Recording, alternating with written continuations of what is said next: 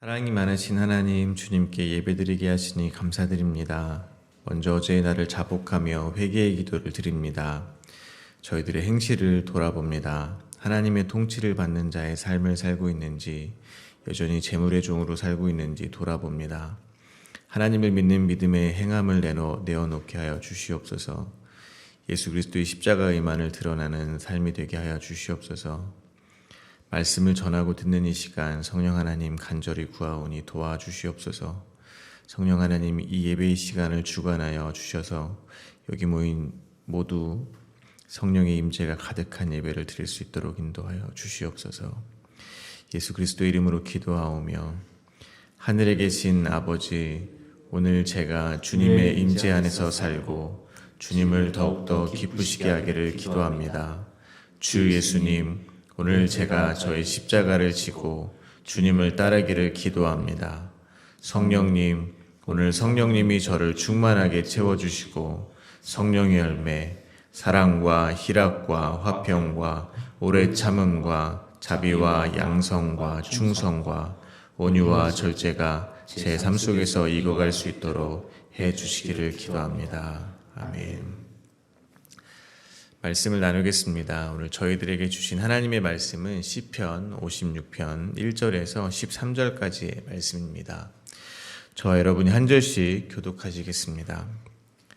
하나님이여, 내게 은혜를 베푸소서. 사람이 나를 삼키려고 종일 치며 압제하나이다. 내 원수가 종일 나를 삼키려 하며 나를 교만하게 치는 자들이 많사오니 내가 두려워하는 날에는 내가 주를 의지하리이다. 내가 하나님을 의지하고 그 말씀을 찬송하올지라. 내가 하나님을 의지하였은즉 두려워하지 아니하리니 혈육을 가진 사람이 내게 어찌하리이까. 그들이 종일 내 말을 곡해하며 나를 치는 그들의 모든 생각은 사악이라. 그들이 내 생명을 엿보았던 것과 같이 또 모여 숨어 내 발자취를 지켜보나이다. 그들이 악을 행하고야 안전하오리까. 하나님이여, 분노하사 뭇 백성을 낮추소서. 나의 유리함을 주께서 계수하셨사오니 나의 눈물을 주의 병에 담으소서. 이것이 주의 책에 기록되지 아니하였나이까.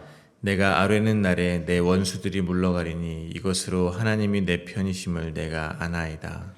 내가 하나님을 의지하여 그의 말씀을 찬송하며 여호와를 의지하여 그의 말씀을 찬송하리이다. 내가 하나님을 의지하였은즉 두려워하지 아니하리니 사람이 내게 어찌하리이까. 하나님이여, 내가 주께 소원함이 있사온즉 내가 감사제를 주께 드리리니. 함께 읽겠습니다. 주께서 내 생명을 사망에서 건지셨음이라. 주께서 나로 하나님 앞 생명의 빛에 다니게 하시려고 실족하지 아니하게 하지 아니하셨나이까. 아멘. 시편 56편의 표제는 다윗의 믹담시, 인도자를 따라 요낫 엘렘 르호김에 맞춘 노래, 다윗이 가드에서 블레셋인에게 잡힌 때라고 되어 있습니다. 표제에서 알 수 있는 것은 시편 56편의 저자는 다윗이며, 이 시는 다윗이 가드에서 블레셋 사람에게 잡힌 상황에서 기록된 시라는 것입니다. 그리고 자료에 의하면 요낫 엘렘 르호김에 맞춘 노래의 의미는 멀리 있는 외로운 비둘기 정도의 의미라고 합니다.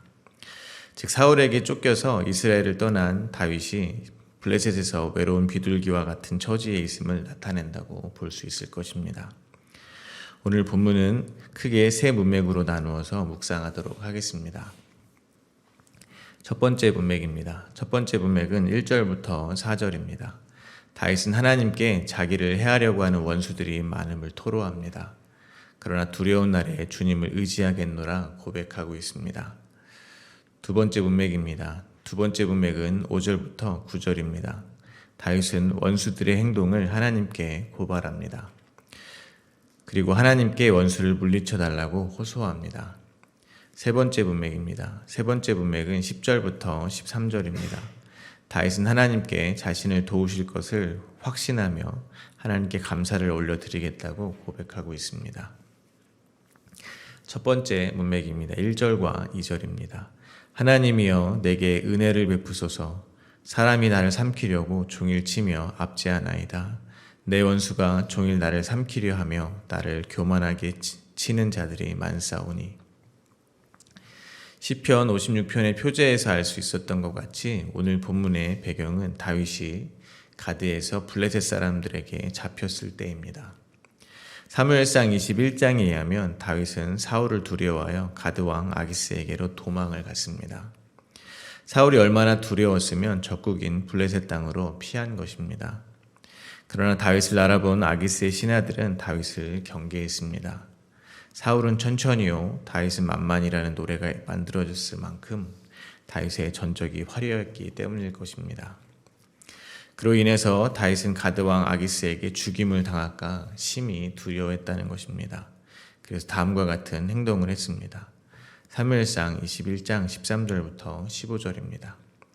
그들 앞에서 그의 행동을 변하여 미친 채하고 대문짝에 그적거리며 침을 수염에 흘리매 아기스가 그의 신하에게 이르되 너희도 보거니와 이 사람이 미치광이로다. 어찌하여 그를 내게로 데려왔느냐. 내게 미치광이가 부족하여서 너희가 이 자를 데려다가 내 앞에서 미친 짓을 하게 하느냐. 이 자가 어찌 내 집에 들어오겠느냐 하니라. 다윗은 가드왕 아기스 앞에서 두려움에 떨었습니다. 그래서 미친 척을 했습니다. 이스라엘을 두려움에 떨게 했던 가드 출신 골리앗 앞에서 만군의 여호와 이름으로 나아간다 호령했던 다윗의 모습은 온데간데 없습니다. 가드왕 아기스 앞에서 미친 척하는 다윗의 두려움이 지금 얼마나 큰지 조금이나마 상상할 수 있을 것 같습니다. 그러한 상황 속에 있는 다윗이 오늘 하나님께 간구하는 것입니다. 은혜를 베풀어 달라고 구하고 있는 것입니다. 나를 죽이려고 엿보는 원수들이 가득하다는 것입니다. 사울을 피하여 블레셋으로 왔더니 그곳 역시 자신을 죽이려고 하는 자들이 가득한 것입니다. 그 부르짖음이 얼마나 간절한지 저희의 상상 이상일 것입니다. 피조물인 인간이 하나님께 은혜를 구한다는 것은 이만큼 간절해야 한다고 생각합니다. 마찬가지로 저희들도 하나님께 은혜를 구하지 않으면 안 되는 연약한 인생들입니다. 세상살이는 마치 나를 삼키려고 종일 공격하는 원수들 사이에서 살아남는 것과 같습니다. 하나님 믿는 사람으로서 의연하게 대처하고 싶으나 그것조차도 호락호락하지가 않습니다. 한번 잘 이겨내고 나면 그 다음에 더 강한 원수들이 기다리고 있는 것만 같습니다. 그러나 사막이 뜨거울수록 생수에 대한 갈증이 심해지듯이 그러한 저희의 견디기 힘든 삶은 저희로 하여금 하나님을 향한 갈망을 강하게 할 것입니다. 하나님이여 내게 은혜를 베푸소서의 간절한 부르짖음을 저희에게도 터져 나오게 할 것을 믿습니다. 다윗은 원수의 목전에서 두려워했습니다. 그러나 그는 두려워하는 날에 주님을 또한 의지했습니다. 4절과 5절입니다. 내가 두려워하는 날에는 내가 주를 의지하리이다. 내가 하나님을 의지하고 그 말씀을 찬송하올지라. 내가 하나님을 의지하였은즉 두려워하지 아니하리니 혈육을 가진 사람이 내게 어찌하리이까. 저희가 기대하는 삶, 저희가 바라는 믿음의 성도의 모습은 뭔가 세상을 초월한 듯한 모습일 것입니다. 물질에 대한 유혹도 초월하고 죽음에 대한 공포도 이겨내는 듯한 모습을 저희는 기대하고 있을 것입니다. 그러나 그럴 수 있는 사람은 없습니다. 왜냐하면 인간은 모두 죄와 허물로 가득한 존재들이기 때문에 그렇습니다. 죄의 삭시 죽음입니다. 다윗은 지금 목숨의 위협으로부터 두려움을 느끼고 있는 것입니다. 쉽게 말해서 다윗은 죽는 것이 두려운 것입니다. 어쩌면 이는 죄인이 느끼는 당연한 감정일 것입니다. 왜 사회에서 사람들이 원수처럼 서로를 압제하겠습니까? 자기가 살아남기 위해서입니다. 자기가 죽지 않기 위해서 서로를 죽고 죽이는 것이 이 죄악된 세상의 실체입니다. 또한 죽음은 육체의 생명이 다하는 것도 있지만 사회적인 죽음도 있습니다. 그래서 사람들은 사회적으로 망하면 차라리 육체의 목숨을 끊어버리는 경우가 생기는 것입니다. 그만큼 사람들은 모두 죽음이 두려운 것입니다. 그러나 진짜 죽음은 그의 영원히 살지 못하는 것입니다. 육체의 죽음도 단지 육체의 생명이 다하는 것뿐입니다. 그 이후에 우리의 영혼이 영원한 생명을 얻지 못하고 영원한 지옥에 빠진다면 그것이야말로 진짜 두려운 죽음입니다. 저희가 두려워해야 하는 것은 영혼이 지옥에 멸해지는 것, 즉 영혼의 죽음입니다. 마태복음 10장 28절입니다. 몸은 죽여도 영혼은 능히 죽이지 못하는 자들을 두려워하지 말고 오직 몸과 영혼을 능히 지옥에서 멸하실 수 있는 이를 두려워하라. 그러니까 저희가 살면서 두려워하고 있는 죽음들은 어쩌면 가짜 죽음들입니다. 사회적으로 명망이 사라진다든지 가난하게 된다든지 원하는 대학이나 직장에 들어가지 못하든지 사업이 망한다든지 심지어 육체의 생명이 다하는 것 모두 가짜 죽음이라는 것입니다. 지금 저희는 그러한 죽음들을 두려워한다는 것입니다. 그러나 오늘 본문에서 깨닫게 되는 것은 저희가 그러한 죽음들을 두려워하지 않을 수 있다는 것이 아닌 것 같습니다. 두려운 것은 피할 수 없습니다. 그러나 그때 어떻게 대처해야 하는가라는 것입니다. 오늘 다윗이 저희들에게 보여주고 있는 것은 두려워하는 날 하나님의 말씀을 의지한다는 것입니다. 하나님의 말씀을 찬송하는 것입니다. 혈과 육을 가진 사람은 자기의 몸은 죽여도 영혼은 등이 죽이지 못하는 자들임을 알고 오직 몸과 영혼을 등이 지옥에서 멸하실 수 있는 하나님 아버지를 의지하는 것입니다. 당연히 우리를 죄에서 구하시고 영생을 주시기 위하여 십자가에서 못 박히신 예수 그리스도를 믿는 것입니다. 그것이 죄의 삭신, 죽음의 두려움에서 저희를 영원히 해방할 수 있는 유일한 방법입니다. 예수 그리스도를 믿는 것이 저희가 두려운 날 할 수 있는 유일한 방법임을 잊지 마시기 바랍니다. 두 번째 문맥입니다. 다윗은 자신을 종일토록 압제하는 원수들의 악행을 고발합니다. 5절부터 7절입니다. 그들이 종일 내 말을 곡해하며 나를 치는 그들의 모든 생각은 사악이라. 그들이 내 생명을 엿보았던 것과 같이 또 모여 숨어 내 발자취를 지켜보나이다. 그들이 악을 행하고야 안전하오리까. 하나님이여 분노하사 뭇 백성을 낮추소서. 다윗을 압제하는 자들은 종일 다윗의 말을 왜곡하고 다윗을 해치려고 계획을 세운다고 합니다. 말을 오해하는 것만큼 답답한 일도 없을 것입니다. 그러나 이는 저희와 같은 성도들이 이 세상에서 받게 되는 당연한 대우라고도 저는 생각합니다. 왜냐하면 저희는 믿지 않는 사람들과 말이 다르기 때문입니다. 말이 왜 다르겠습니까? 눈에 보이는 국적은 같을지 모르지만 실제 저희들이 살고 있는 나라가 다르기 때문입니다. 사람은 무엇의 통치를 받는가에 따라서 나라가 달라집니다.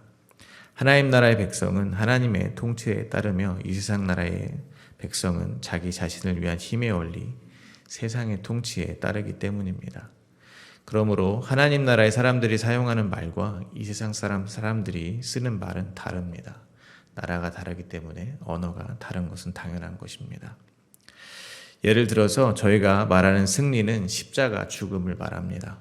그러나 세상의 힘의 가치에 통치를 받는 세상 나라 사람들이 말하는 승리는 다른 사람들은 다 죽어도 자기는 죽지 않고 살아남는 것을 말합니다. 저희가 하나님을 믿으면 복을 받습니다 라고 말하면 그 뜻은 이 세상에서 자기 부인과 십자가 지는 삶을 살게 되겠지만 영생을 얻게 될 것입니다 라는 뜻입니다. 그러나 세상 나라 사람들이 말하는 하나님을 믿으면 복을 받습니다 라는 뜻은 하나님을 믿어서 지금 이 땅에서 성공하고 건강하고 높은 자리에 오르는 것을 말합니다. 같은 단어지만 뜻이 다르다는 것입니다. 그들은 저희의 말을 왜곡할 수밖에 없는 것입니다. 그러니까 오늘 죽음을 두려워하는 다윗의 처지를 보고 이 세상 사람들은 그저 다윗의 몰락이요 믿음의 거장으로서 죽음을 두려워하는 조금 아쉬운 상황이라고 볼 수 있습니다. 그러나 하나님 나라의 관점으로 보면 오늘 본문의 다윗의 상황은 다윗의 자기 부인이요 그 어떠한 자기의 힘도 의지할 수 없고 하나님만 의지하게 된 승리의 현장, 즉 하나님께서 다윗을 이긴 승리의 현장이라는 것입니다.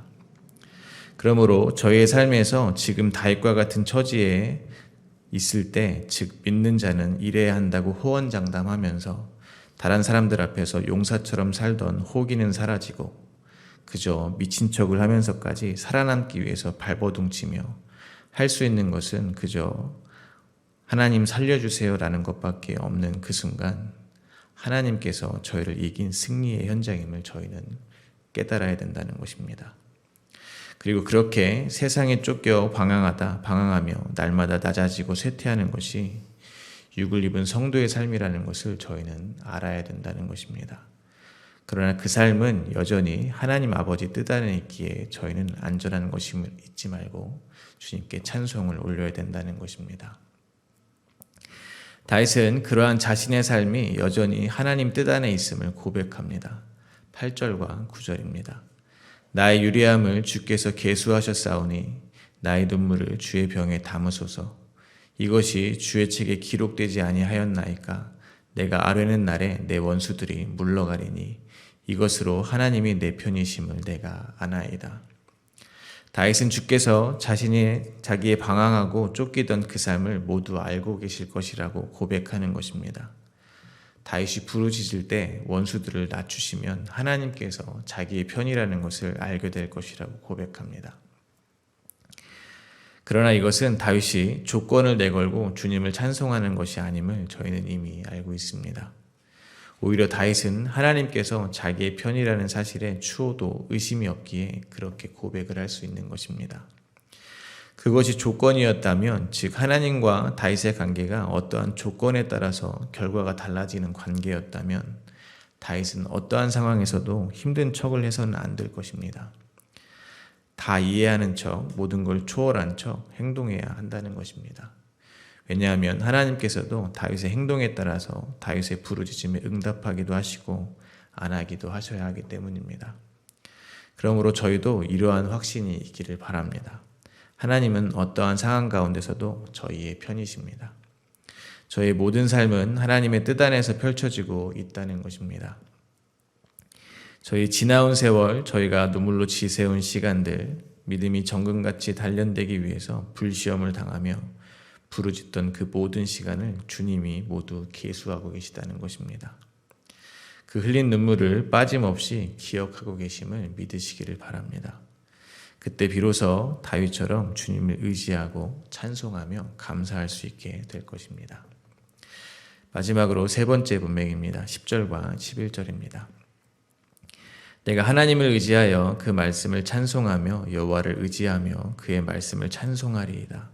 내가 하나님을 의지하였은즉 두려워하지 아니하리니 사람이 내게 어찌하리이까. 다윗은 10절과 11절에서 첫 번째 문맥을 반복하듯이 고백을 하고 있습니다. 하나님을 의지하여 주님을 찬송하겠노라 고백하고 있습니다.